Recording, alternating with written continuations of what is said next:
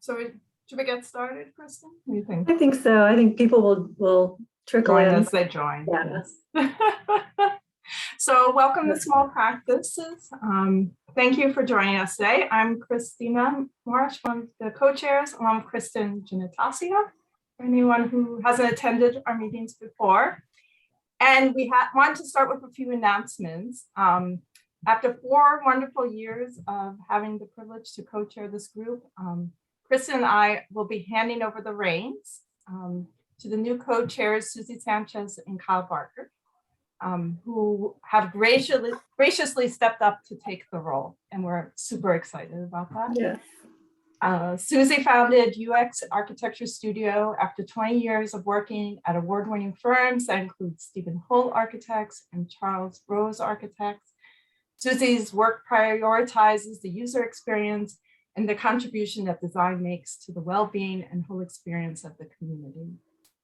Kyle founded Primary Projects after 10 years of working at 3 of the country's top architecture firms, including Kennedy Violich, Mass Design Group, and Merge Architects. And Kyle's work focuses on inclusive, energy-positive housing, and his online bio also says that he really loves hummingbirds and peanut butter. So that's something we definitely also have in common. We're so happy that you are stepping into this role. Susie and Kyle have been very active contributors to the group over the years and a wonderful resource for our group. And so thank you so much for doing this. And I'd like to also turn the floor over to you if you had anything you wanted to add. Or not, either way. Well, I'm in a lime green phone room, which is why I have this weird color to me. When Kyle reached out to me about co-chairing this committee, I didn't blink. I said yes, absolutely. Because when I went out on my own about 3 years ago, this group was such an amazing resource and lifeline to me. With amazing information, advice, that I look forward to continuing that legacy and hopefully doing as good a job as Kristen and Christina have done. Oh, thank you. Yeah, speaking of weird places, I'm in a hotel room and I have these like kind of cyan velvet drapes behind me. Anyway, yeah, I echo everything Susie said. I feel like we have huge shoes to fill, but really excited to, I love this group. It's been a lifeline for me for many different things. So I'm excited to step into this role. So thank you for, so graciously handing it off.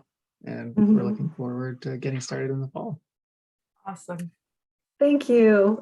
We are also very excited about seeing where you take the group and just the future, being in the audience.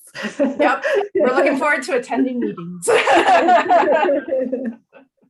So thank you guys. We are really excited about today's guest and discussion topic and want to welcome Sandra Janes, Hilary Mative, and Will Ruhl from the Office of Ruhl Janes. I'm sure that most of you are familiar with their award-winning and widely published projects and beautiful portfolio of work. They create warm modern architecture tailored to the unique circumstances of their clients and their sites and deliver with exceptional attention to detail. So they've recently experienced a change in ownership as they plan for the future and firm growth and are embracing the new hybrid work reality that a lot of us are experiencing. And they're here today to share their experiences with us. They will begin with a short slideshow to present on these topics, after which I've prepared a few questions to prompt the discussion. However, I'd like to invite you all to jump in with your questions, so it's more of an informal roundtable rather than a panel format.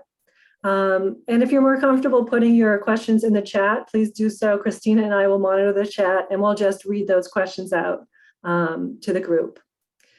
So Sandra, Hilary, and Will, thank you so much for joining us, and the floor is yours.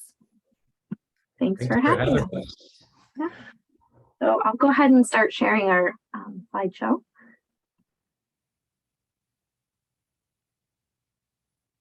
Great.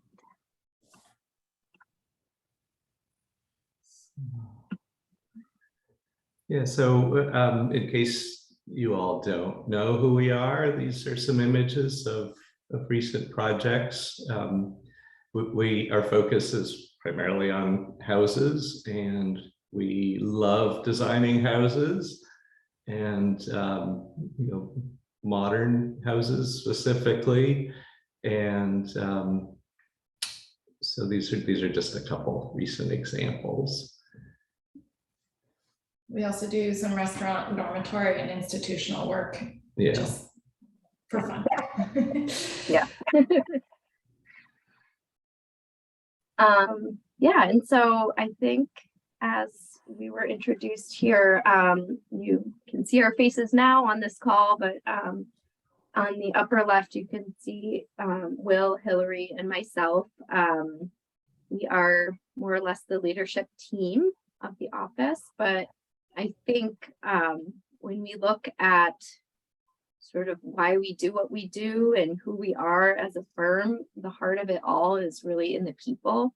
I think we would certainly consider our greatest asset as a firm is definitely the team that we have. So we put a lot of effort into picking the right people and making sure that we foster a good working environment. And we have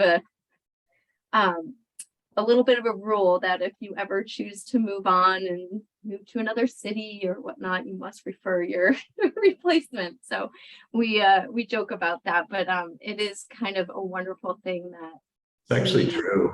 Yeah.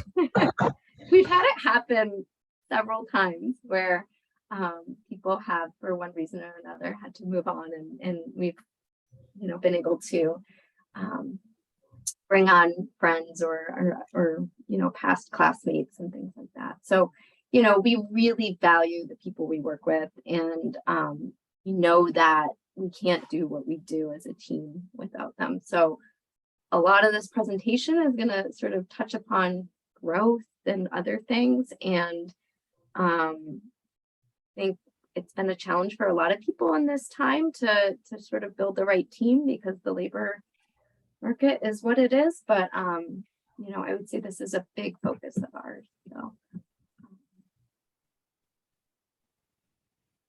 a little hard to read because of depending on your screen size, but we found this a fun exercise to do to kind of look back to our history, because I think, like a lot of businesses, we've grown and evolved, and we've we are who we are because of our past and stepping stones along the way. And so I don't know, maybe Will wants to speak to the very beginning of where we came from. Thank you. Yeah, it's important to say this is really the heart of the conversation today, is appreciate the people who choose to work with you. And as a small business, it's easy to get to know people, but because it's a small firm, but keep your mind open. And I was just so lucky to have Hillary start working with me in 2004, and then Sandra to join the firm in 2005, and as a summer intern, and then 2007 as a full-time employee. But they're phenomenal people, and I'm so lucky that they are. It's kind of stuck with me for all these years. Yeah, and I think the important thing also to mention is that Hillary and myself joined the predecessor firm, which was Ruhl Walker, and I think there's a lot of things that were built during that time period that we've carried forward, and so in some ways it's a very natural progression, and things have grown and evolved in certain ways. But I think if there's one thing that is a little bit, I would say, is really important to us as a team, is being nimble and talking about where we are, where we're headed, being flexible about what we as a team want this firm to be. And so, a lot of this progression, so starting with Ruhl Walker, and then in 2018, Will, started Ruhl Studio Architects solo. And at that point in time, I was actually on maternity leave, but I was still involved and joined with Will to continue the journey. And, along the way, we sort of convinced Hillary to come back on as at first a contract employee and then a full-time employee. But throughout this period with Ruhl Studio Architects, Will and I were talking about partnership, and it took a long time to sort of figure out what that looked like. But we're going to talk in a moment a little bit more specifically about what that journey looked like and how it relates to succession planning as well. So again, this is very much like an evolution of a firm. And I think part of the story too, we're a design firm. We're known as a design firm, and we're live and die on the work we create. But that doesn't mean we don't have some similar obligations to run a business, and some of these stories. I always thought until recently that these were kind of big firm things, that big firms need to worry about succession planning and retirement planning, all that stuff. And so it really, that's not true. Small firms also have to talk about these things and have to talk early and start thinking about these real world issues early. Yeah, absolutely. Talking about these things early, and also, I think in parallel with Will and myself talking about succession and other things, we also found ourselves hitting the current sort of market trends where, we grew. In 2018, when Ruhl Studio Architects was formed, there were 3.5, but I would say the half was our colleague Ellen, who was more like 2 people in one because she was our biggest cheerleader. But we were small, but we were mighty. And then with the market trends and all the work that was coming in, we grew to 12 people, now settling in at about 11.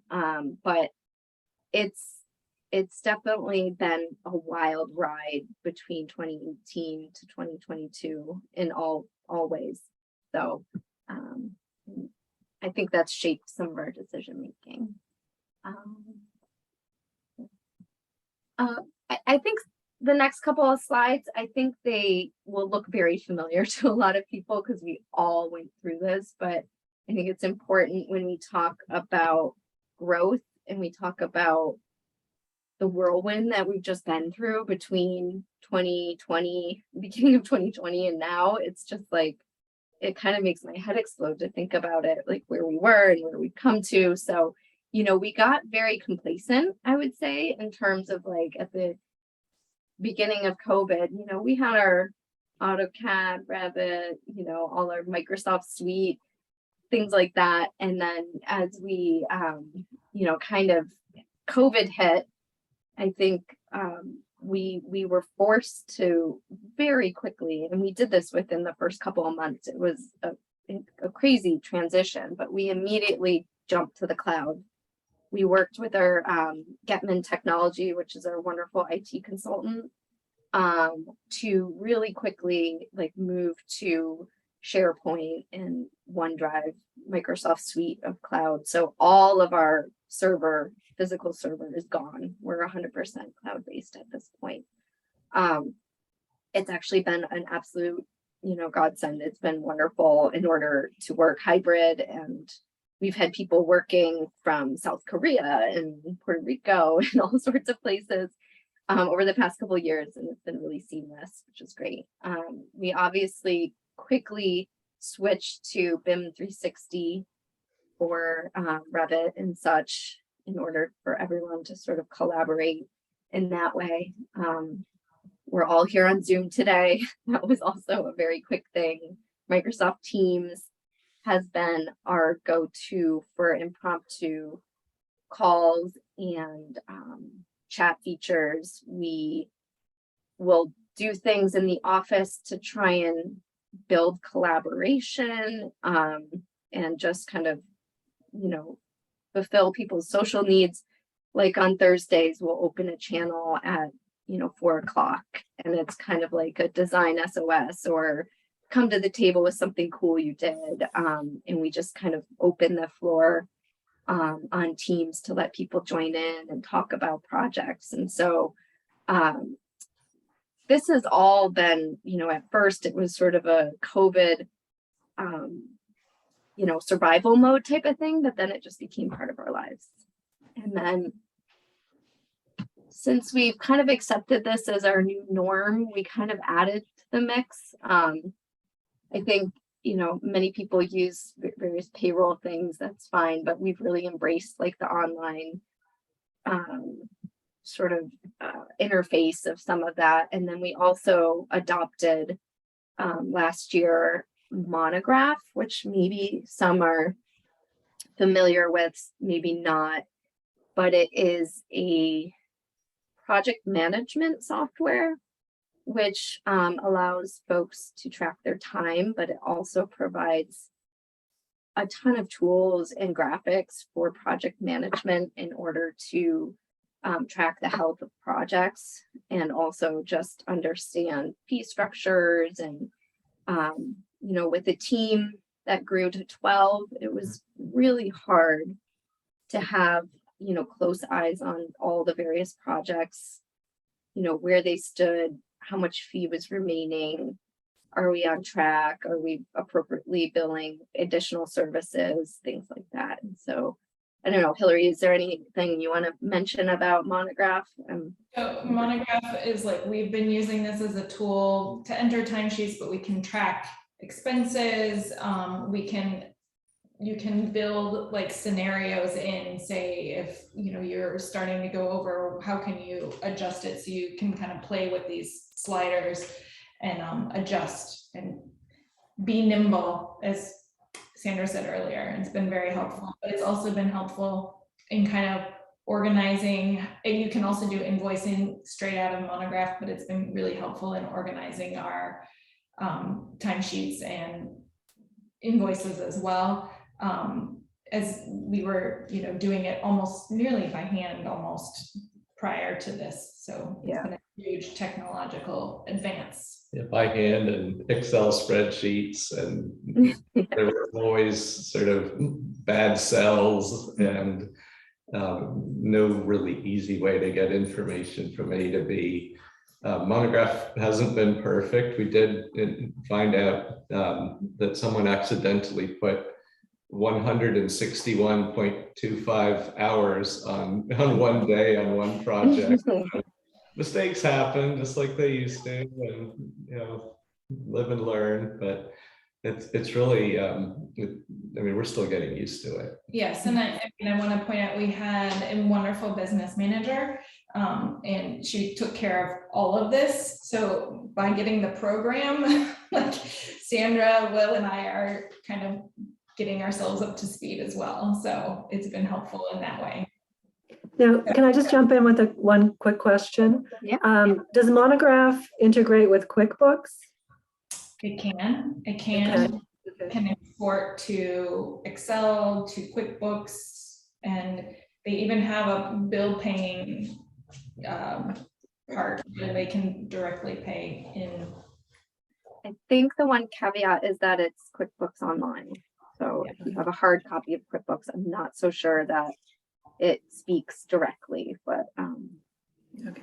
So the invoicing is kind of clunky so far. We have had a lot of calls, and we're not the only people, but we're trying to figure out how to make it nicer. So and it's also important to note that it is a company that's fairly new, and they've gotten a lot of venture capital funding recently. So it's like a company that's really developing quickly, but it was founded by architects. So like literally the interface is something you want to look at. Like we looked at other project management software, and I mean, my eyes just like, I couldn't read it. And so we ended up choosing this, you know, knowing that like there's not a lot of value in the software if you can't interpret it. So it's a very visual software for designers. We find too that, you know, we tend to use products and softwares that aren't necessarily easily adapted to our service-oriented firm. So we'll do hacks, or we'll use part of the program.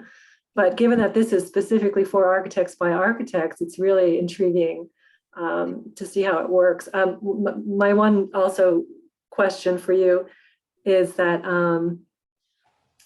for an old dog like me, what is like the learning curve? Is it easy? Is it something that's easy to pick up, or does it take some training to get used to it? I would say it's very easy to use. I think what was a little tricky for us was that, you know, we made the decision to actually import historic data. Like, okay, we have a project that's, you know, 3 years in duration and we're already a year and a half in.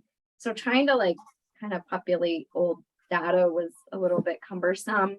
But once you get into it, you know, there's not a whole lot of tabs. And then when you're setting up a project and deciding, you know, fee and other things, I mean, the screen is literally, you have your project phases, you have, is it fixed fee or is it hourly? And I mean, it just looks, all the language is 100% familiar. So very intuitive, I would say. So, I mean, there's the only complaints I think we have are that because it's still in its, you know, early, you know, years, I think there's certain things we want to be able to do, like in terms of flexibility, that we have to find some workarounds, but it's very easy to use.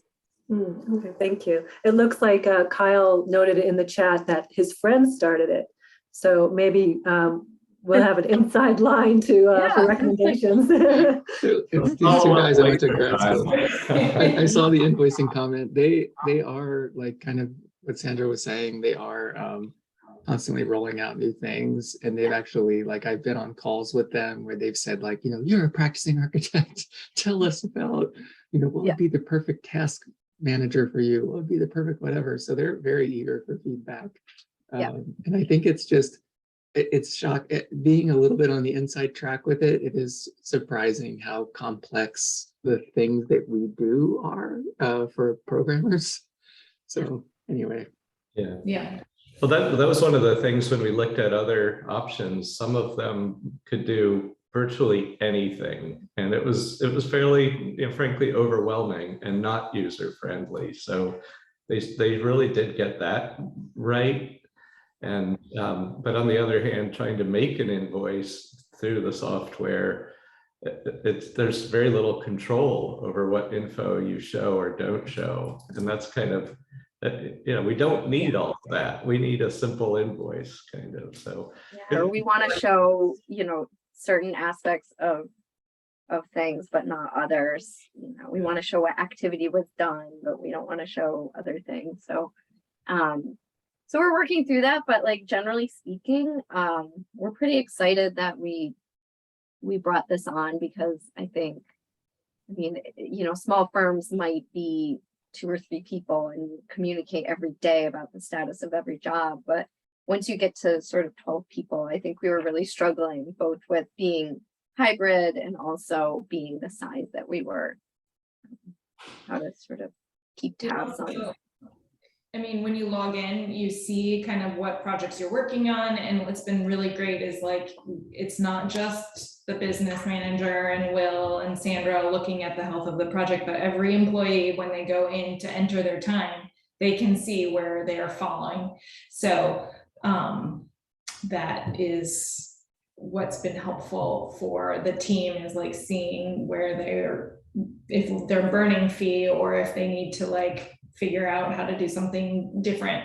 It's been helpful, not just for us, but for the whole team. And Kristen, to answer your question too, I think if I can figure out how to use it, anyone can. Yeah.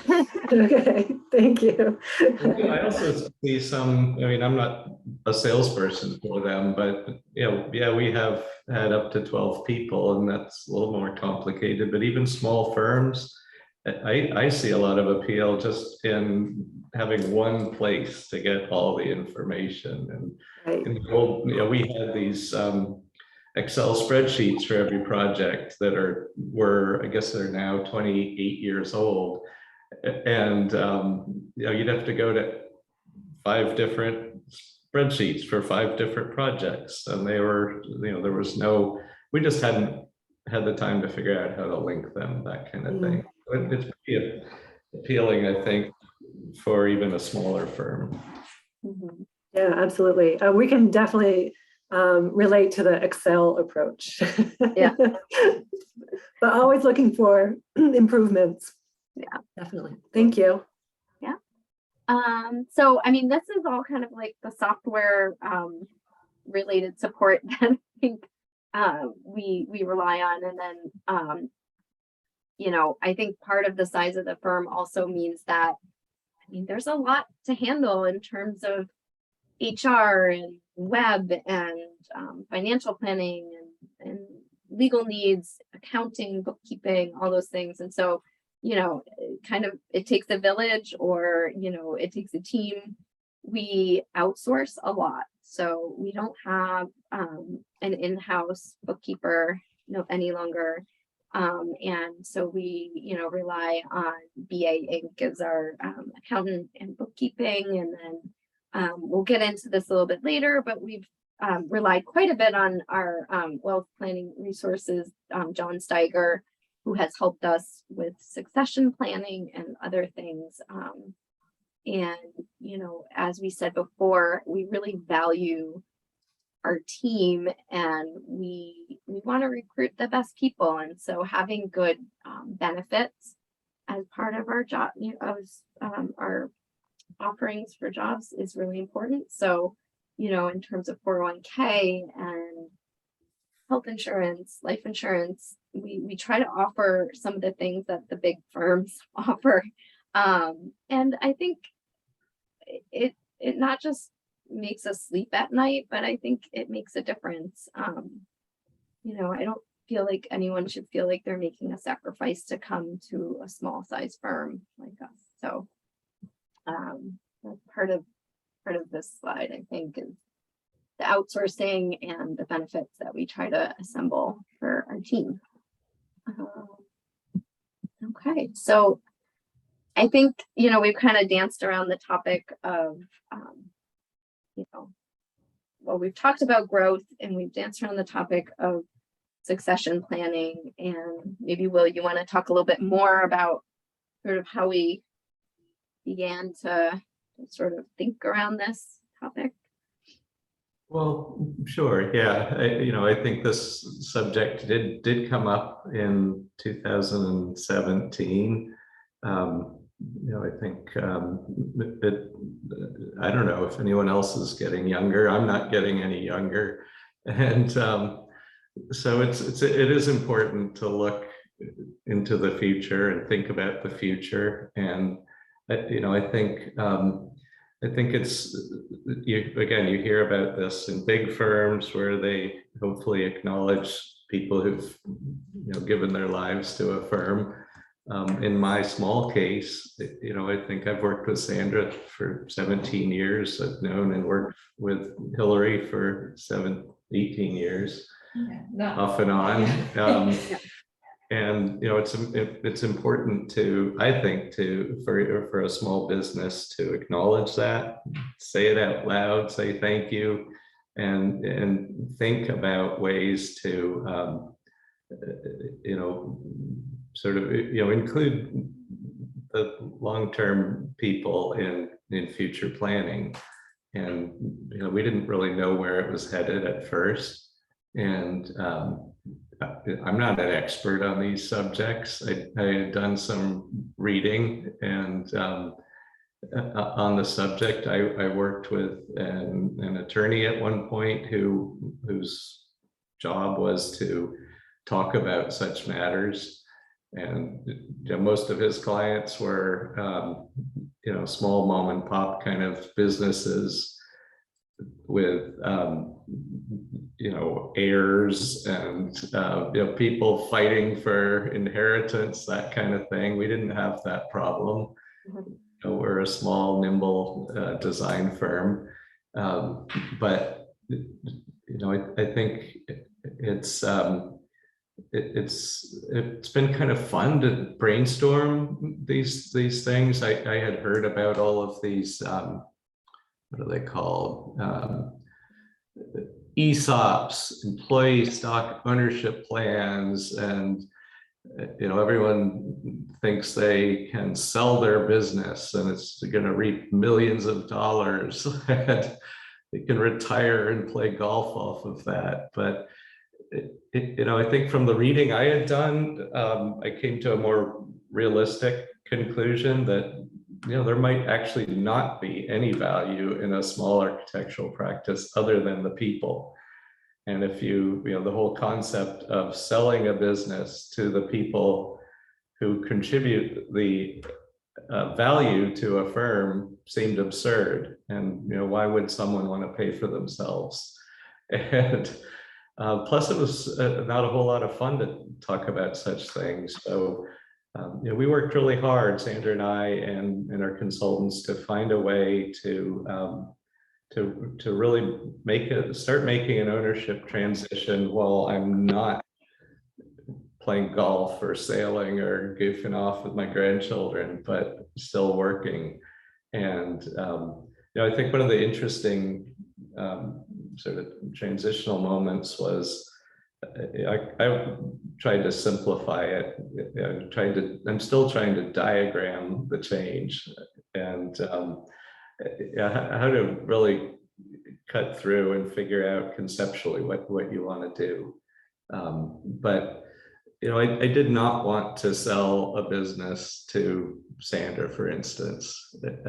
She's the most important part of the business, and you know, I think everyone else is important.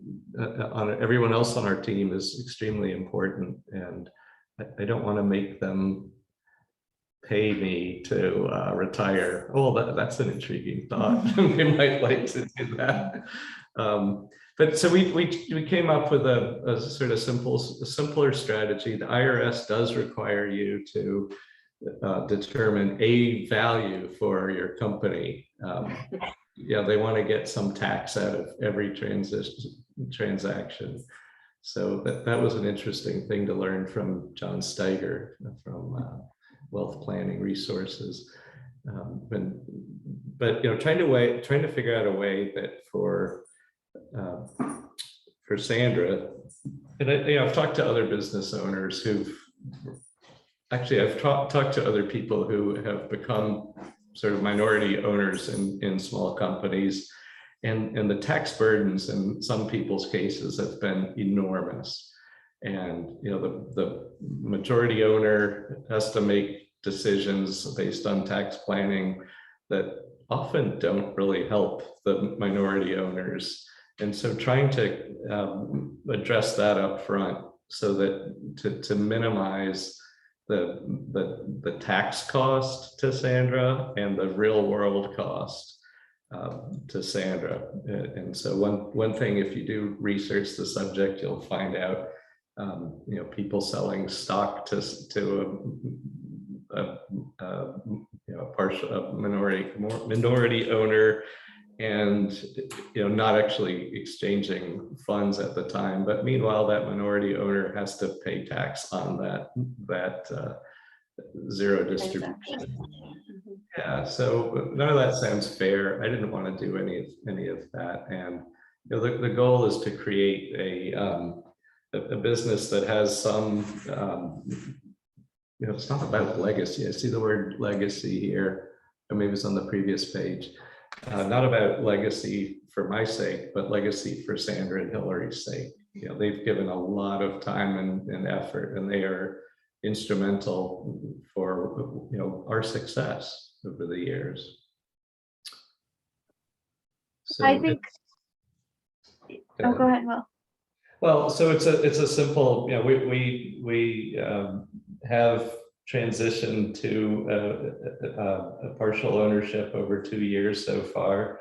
We've talked about the 3rd year. We're starting to talk about bringing Hillary into the mix, and then the 3 of us are going to continue talking about that over the next few years. So it's a work in progress. We don't have all the answers, but I think it's going to help. The goal is, after the dust settles with all this Monograph integration and all of this stuff, that we can all get back to having fun with what we do, focusing on all the things that brought us into the profession to begin with.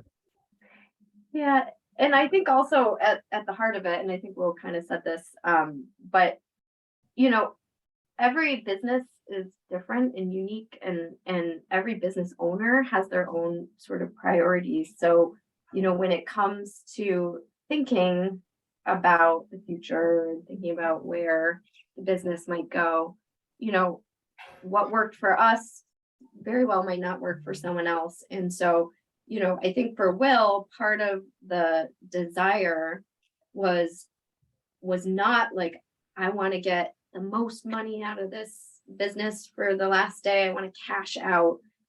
It was more finding a way to keep the legacy going, but also to allow Will the type of participation that he wants in the future. So, our arrangement is such that, I think Will's gonna stay in the saddle for a period of time. And, we've structured things such that, it's not about like a cash out moment. It's about a lifestyle that's going to suit Will. And so, when we talked to John Steiger, who we would certainly highly recommend, one of the earliest conversations was, related to the slide that we're looking at. I mean, there's countless things that you can do when you reach, or when you're planning for the finish line, which honestly, when you read any article on the topic or talk to any professional, they say,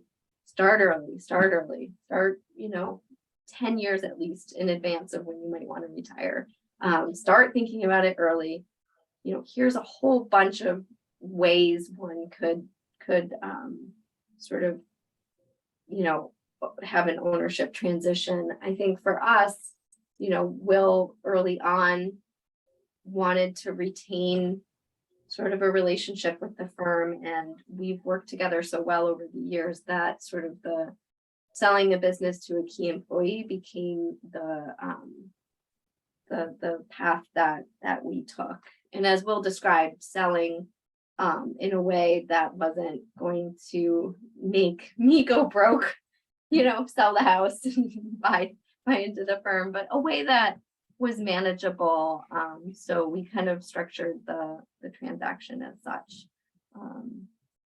So I can kind of jump here. It's the last slide talks a little bit about sort of our process, which, obviously was a Will kind of coming to his conclusions, knowing what he wanted for the firm, discussion with stakeholders. I mean, when Ruhl Studio started in 2018, Will and I were already talking about these topics. So the partnership only came to light within the past year or whatnot, but we had been talking about it for a while. Like we said, bringing in legal, accounting, and financial experts. So like on the bottom of the screen, you'll see, these are our key team players from like the legal perspective, wealth planning and succession planning. And then BA is our wonderful accountant who helped us sort of structure this from a financial side or tax side and such. So yeah, once we had the framework set up, we, in parallel, we were working with our web designer and, trying to put together sort of graphics and other sort of partnership related publicity. And then, you know, at the end, I think from the time we actually started drafting up agreements to the day we actually made a social media announcement was probably about a year's period of time, getting from that moment to the announcement. We're still waiting on the IRS to acknowledge this. Yeah. We filed that. We're not holding our breath on that one. Well, I really appreciate that you're sharing this this information and just having this discussion on this topic, because it's not something that's on a lot of people's radar, especially when you're a smaller firm. Christina and I recently met with an accountant who asked us this question: what do you plan to do with the firm when you retire? And I mean, we've only had the firm for about 6 years now. It was nowhere near my radar. And I had the wrong answer to that question that I realize now. And I said, close the doors. And he's like, there's so many other options for you, even as a small firm. And I think it's great that you're bringing this sort of to light for our group, so people can get started now and thinking about what those options are going to be for them. Closing the doors is one of the options, of course. Yes. But, you know, it leaves a lot of people in the lurch. If you have staff, it's Yes. brutal, and we've all seen that with, you know, small local companies who've just kind of without warning closed their doors. And what do people do with And there's a lot of value in those people and in the relationships. And so, you know, closing the doors leaves like the most value on the table. Like you don't actually benefit that much as an owner from doing, you know, that. And so, you know, I mean, that was one of the first things we talked about, is like, that's kind of like a last resort where like no one really wins in that situation. Yeah. So Which was our accountant's exact point. He's like, you know, you're leaving value. So, but it was a great question, and now like we're starting to think ahead a little bit more than that sort of 6-month projection we typically do. So thank you. It's been great. And I would also add that like this is super high level and very anecdotal. Like here's like the journey we went through, but we do have these really quite nice, not too long sort of white papers that our wealth planning resources gave to us when we started out, and it just kind of talks about exit strategies in general. What are the advantages, disadvantages of, you know, if I go back to this slide, you know, each one of these, like what should you consider if you're thinking of doing this? You know, is an ESOP worthwhile? Well, it can be costly, it can be complicated, you know, things like that. So we would be more than happy to share those with Kristen and Christina. And then if anyone who's listening in is interested in seeing them, we've got permission to share. So we're happy to pass those along. Thank you. That would be great. As you mentioned, it takes a village of consultants to get this done.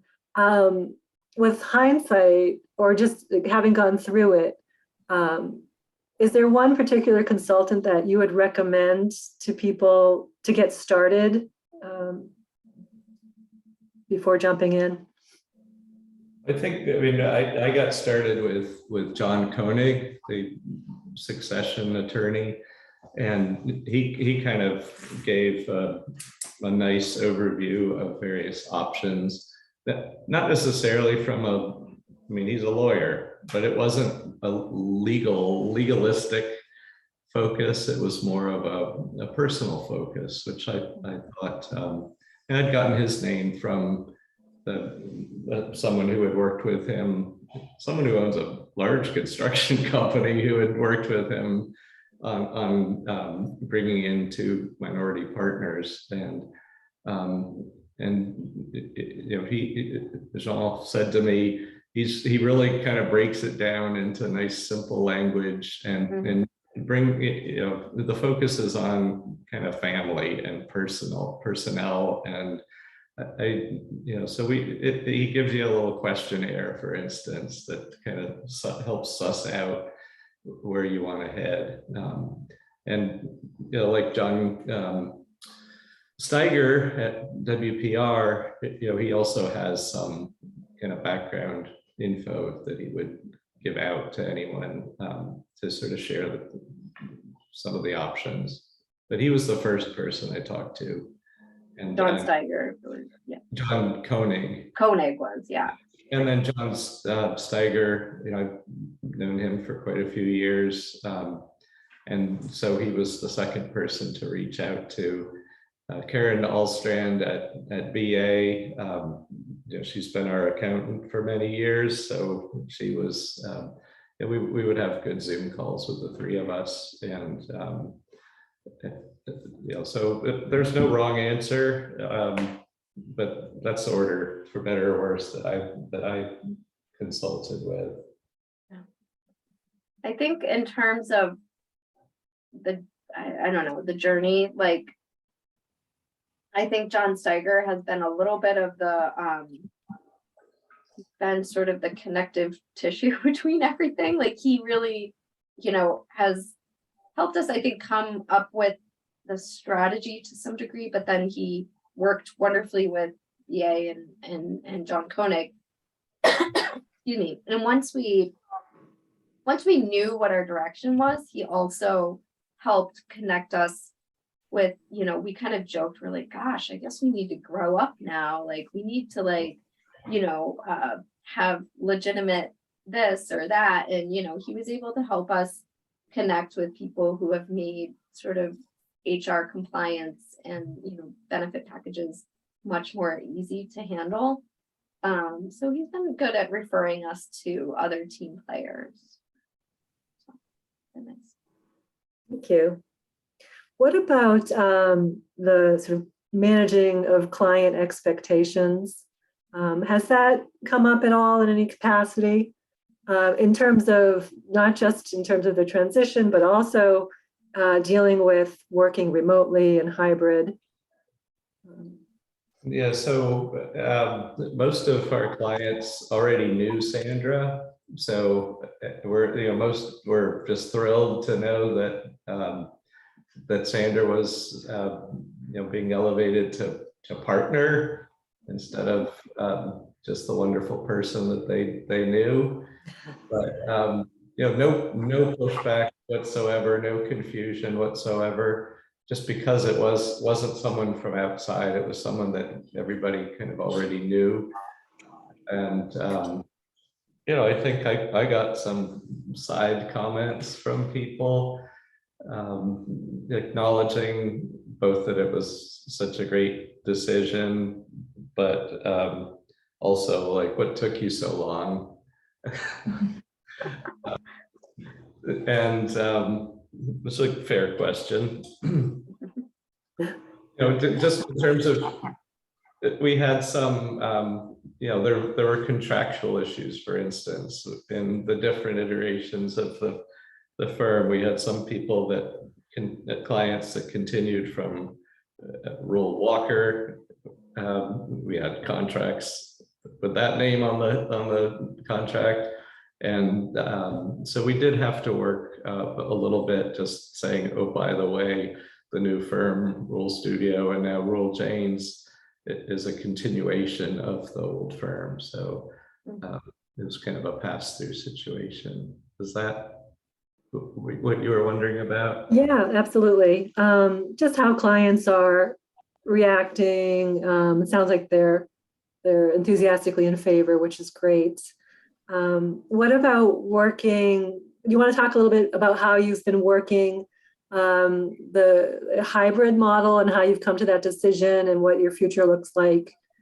I loved my the talk that Christina gave. I think it was 4 years ago, about working virtually, and I was so excited about that prospect. And then boom, we had to actually implement it. So the implementation was not so fun. I mean, I guess like a lot of people, I thought, oh, this is going to blow over in a couple of months, so we'll be fine. But getting from a completely desktop office to a laptop office, and you know, it took time and money and all that stuff.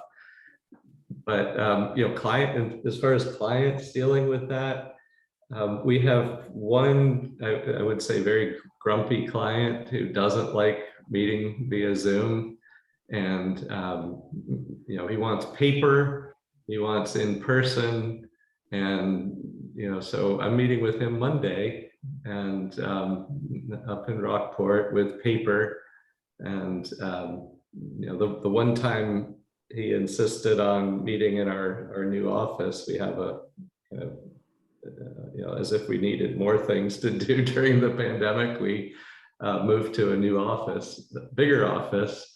Of course, he said he tested negative, but he did kindly wear a mask to his first in-person meeting.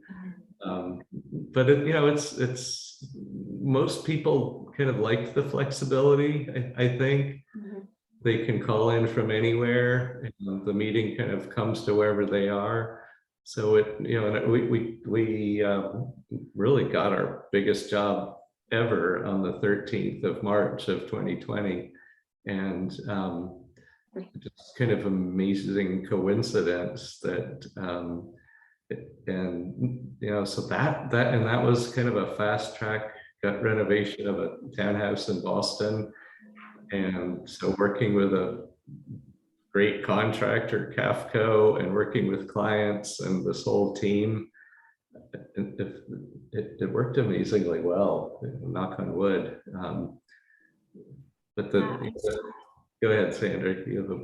No, I was gonna say that, like, I feel like we've still made field visits and things like that, you know, as would be appropriate. At times it was hard. We only went when necessary, but owners have been really quite accommodating and on the same page, really. Mostly everyone is all on the same page.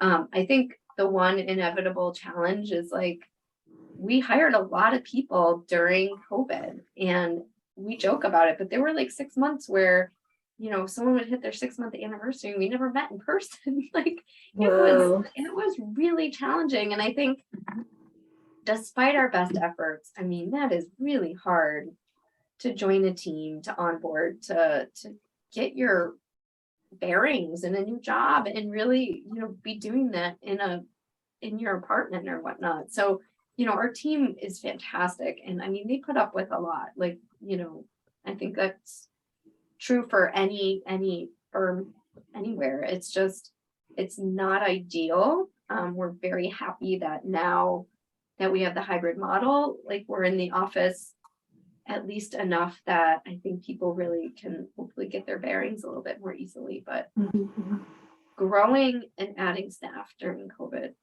is challenging. It's just really hard. I'm going to say something that's kind of funny, because I actually started working as a consultant. And so I was only in the office one day a week. I would, you know, come and get my files, go home, work for most of the week alone by myself, and then come in. And I had no problem with it. We communicated really well. So that was started in, like, what, 2019. So for a full year, you know, Sandra and I were working that way. But what's been great about the cloud server and the BIM 360 is, like, in the middle of that, in the middle of the pandemic, I went home to my parents' house and spent a month and a half there, and, like, there was no problem of getting files.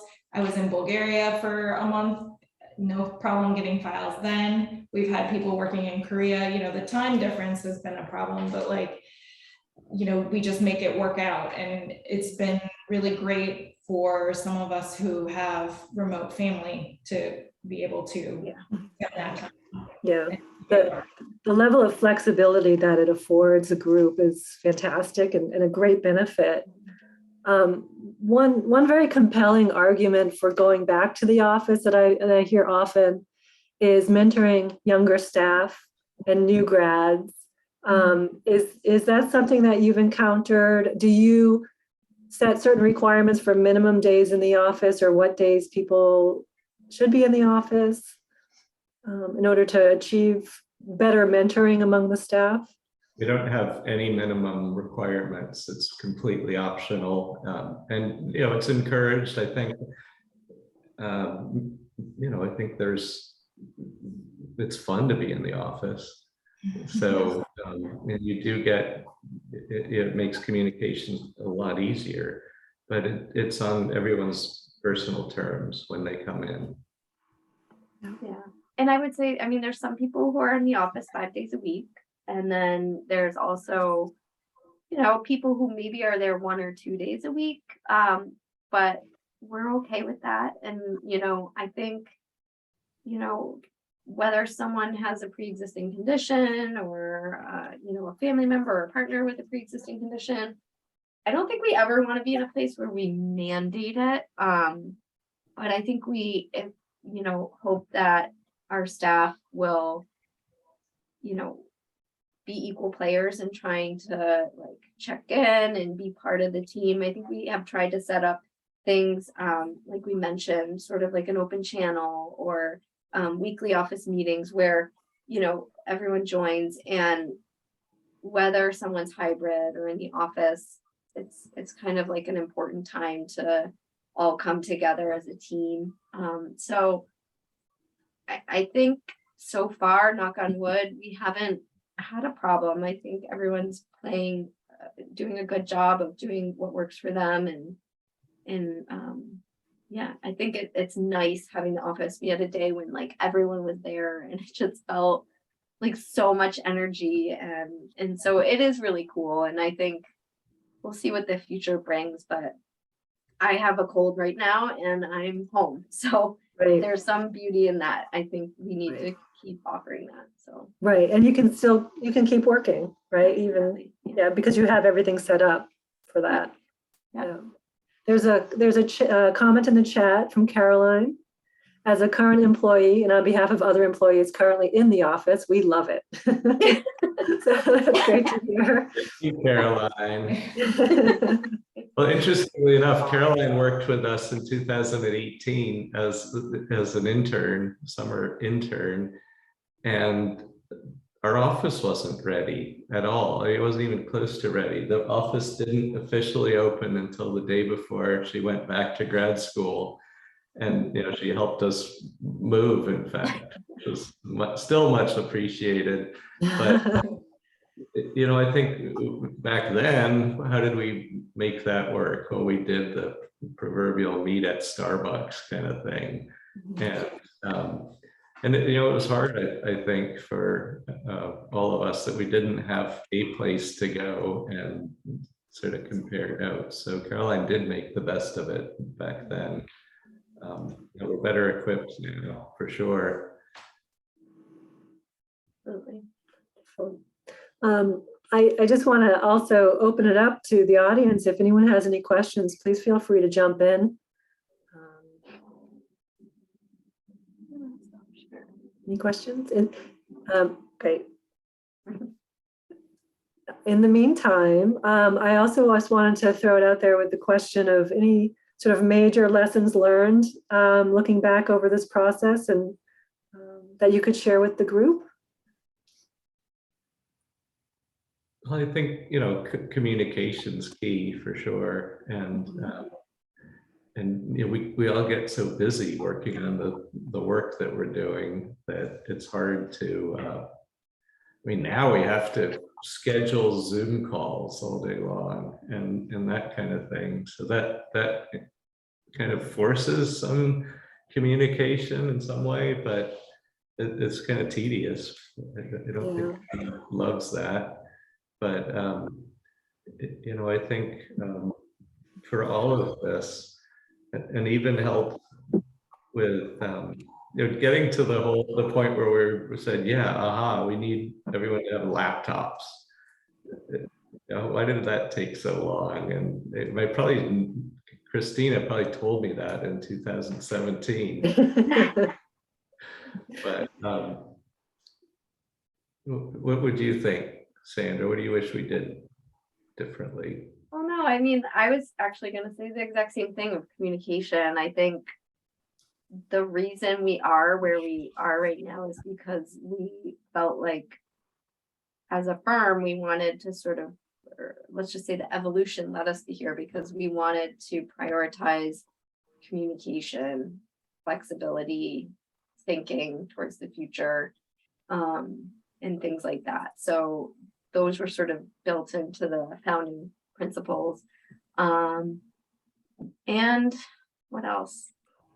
I don't know. I think we joked about this, but we're like, don't burn bridges. Like, we are so lucky to have Hillary back. I mean, she, worked at Ruhl Walker, and then she came back at one point, and then she, went back to another job, and then lo and behold, and also we're very open to different working relationships. So like Hillary came on as a contract employee, and then it kind of turned into, a full-time employee, and, with a long future with us. And then, we've had people who have moved and have become more or less 100% remote.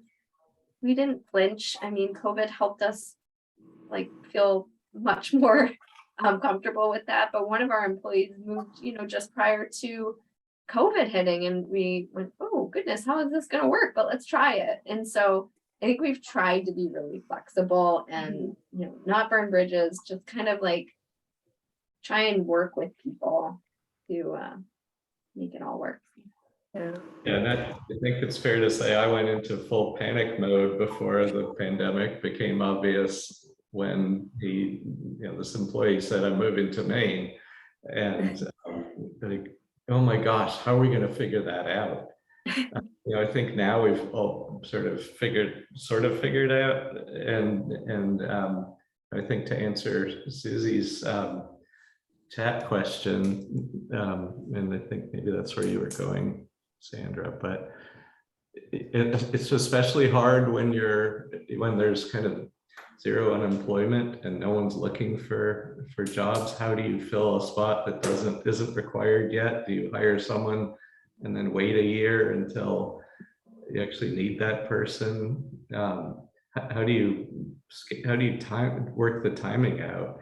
And I think the sort of my dumb answer is talk to almost everybody who writes you for a job and start the conversation. And certainly in this kind of climate, most of those people are currently working somewhere else, but it's not perfect. And so it's you try to build a relationship and keep in touch with people. But yeah, I think you do sometimes have to hire a little bit too early. And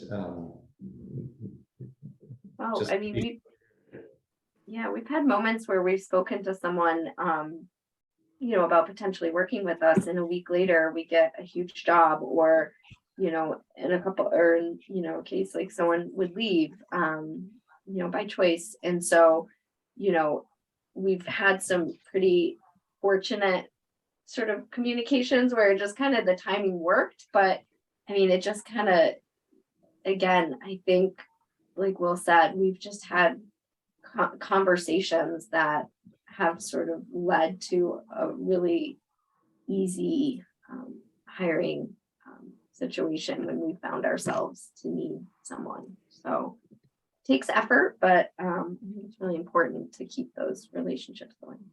I mean, the other reality of a small business is projects go on hold all the time. And so you have to get staffed up, you have to get a team assembled, and pay salaries and benefits and all that stuff. And then, it's really disruptive when jobs go on hold. We're supposed to be restarting 2 jobs that went on hold over the last winter. And those had a big impact on the people that still work with us. What are they going to do? How do you juggle projects? And how do you keep people interested? And, we had a big project on the big island of Hawaii that went on hold for the second time in less than a year. And that the big projects are even worse. You have to have a team set up, team of probably 4 people at least. And so it's a constant juggling act. I don't know how to juggle other than, I think I've gotten used to this kind of flow, and it sort of ties back to keeping sort of an entrepreneurial mind with people who work with you and for you. And think about people. I thought about Hillary and Sandra way back in 2004 and 5 as, wow, these women would be amazing partners someday. But as a small business owner, you have to think that way, even though it may or may not make sense at the time.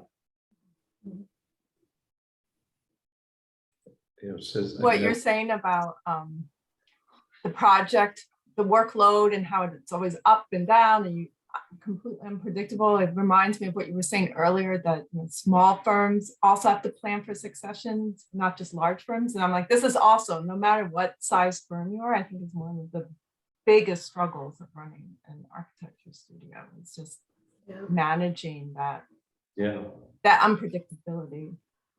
At Ruhl Walker, we did a lot of very small projects. So we had maybe at least 16 projects going at a time.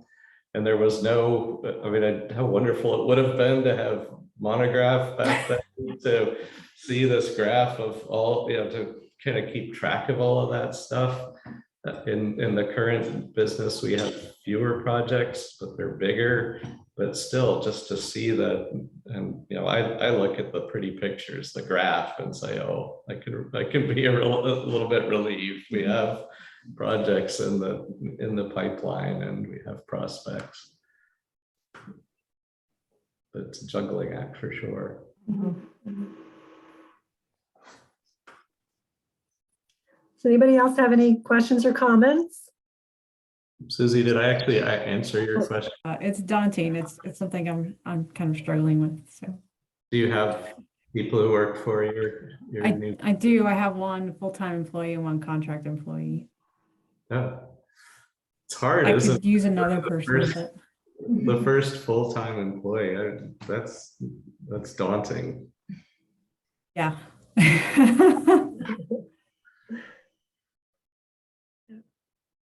I feel I never say things like this because I think it sounds really suck-uppy or something.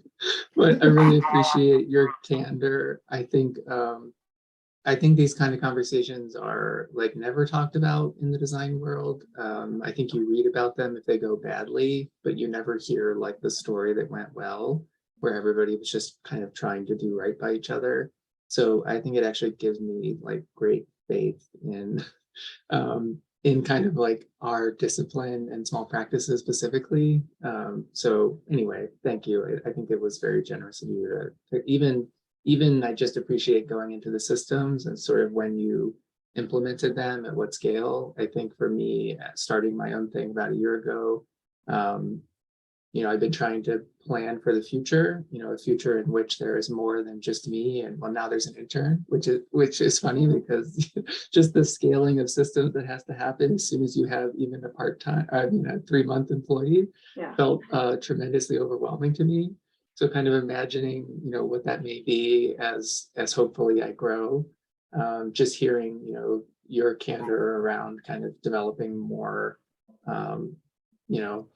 not for complexity's sake, but needing to develop more complex systems as you grow. And kind of when you did that is, it's a nice reminder that I don't have to have it all figured out before I, leap into larger things. It shouldn't slow you down from jumping in, but it is good to keep, and I really appreciate, thank you for your thoughtful comments, much appreciated. But you do have to think about these things, but it shouldn't stop you from diving in head first and seeing what happens. Yeah, I think when Ruhl Studio was started, we were small but mighty, and I think I think Will mentioned at one point he thought he was sort of downsizing in firm. You know, and it was really Will, myself, and you know, our business manager, Ellen, you know, and there was just a lot of energy there and excitement. And as Will mentioned, one of our employees, Caroline, was our first sort of employee, and you know, we kind of didn't know where it was going to go from there. But I think all that energy and just, I don't know, it just grew and grew, and in a really organic way, and it felt good and it was exciting. And so, you know, we couldn't have done it without like that early team. And so, you know, I think it felt scary at some moments, but mostly we were really excited about where things were going. You know, Sandra had lived through Ruhl Walker, the former iteration, the almost depression from in 2009. And so, you know, Sandra's been through hell with me and back.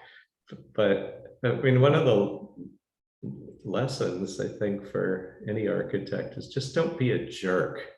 And it's not that hard. Absolutely. That's Absolutely. wonderful advice. I think I've just sum it all up. Well, it definitely comes through that you put your people first and that you appreciate and respect them. And it really comes back. You know, it's been great.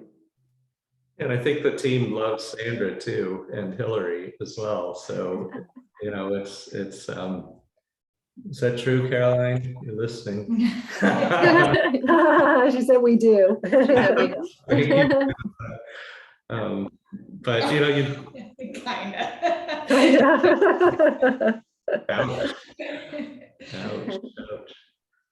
But you know, being able to have that kind of conversation and laugh together, and you know, Ellen really helped set that tone back in 2018. That we're in this as a business, but we're in this to have fun also. And that's, you know, life is short. Let's do some great work and have some fun. And then, you know, by the way, like, you know, Carl, you said, you got to make that happen. It doesn't just happen, you know, by hoping.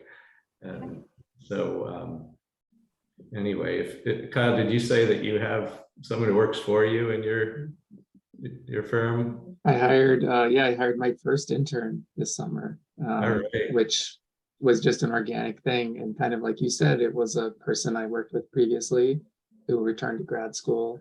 And she reached out to me actually on Instagram of all places and said, "Are you at a place where you're hiring?" And I was like, "That is a very interesting question." I am now. And I said, I can in fact, and this solves so many problems, and I love you. I would love to work with you. So it was just like, yeah, it just kind of, it's a perfect timing. Perfect. Yeah, I mean, Sandra started with me as a summer intern, and I rudely didn't offer a job the next summer. But Okay. I don't know if you've forgiven me, but Oh, it's fine. I got to go design dormitories for one summer, and then I decided I didn't want to design dormitories anymore. So it all worked out. yeah.